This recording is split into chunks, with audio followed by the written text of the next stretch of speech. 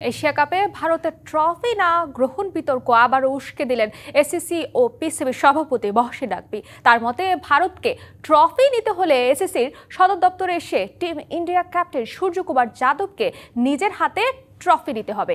কোনো প্রতিনিধি পাঠালে তা হস্তান্তর করতে নারাজ এসিসি বস।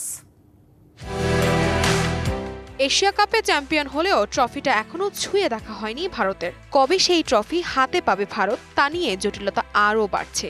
যদিও ভারত এখনো অনড় নাকভির হাত থেকে ট্রফি না নেওয়ার সিদ্ধান্তে। অন্যদিকে নাকভিও বিসিসিআই কর্মকর্তাদের চাপের পর নিজের সিদ্ধান্ত বদলাচ্ছেন না।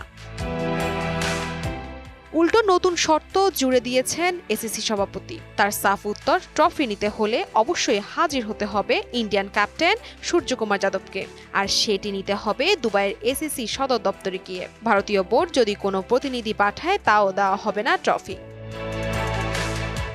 ভারতীয় বোর্ডের সহসভাপতি রাজীব শুক্লা সহ শীর্ষ কর্মকর্তারা ইতিমধ্যে আপত্তি জানিয়েছেন। দ্রুত ট্রফি ও মেডেল হস্তান্তরের দাবি তুললেও নাকভির সিদ্ধান্ত থেকে এক চুলো সরেননি।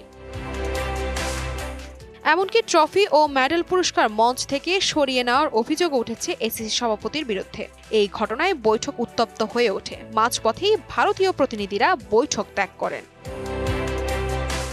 এখন প্রশ্ন একটাই, ভারত কবে ট্রফি হাতে পাবে? ক্রিকেট বিশেষজ্ঞদের মতে শিগগিরই বোর্ডগুলো বসবে আলোচনায়, আর সেখানে ট্রফির সমস্যার সমাধান হতেও পারে। তবে আগে এমন নাটকীয়তা ক্রিকেটে আর দেখা যায়নি।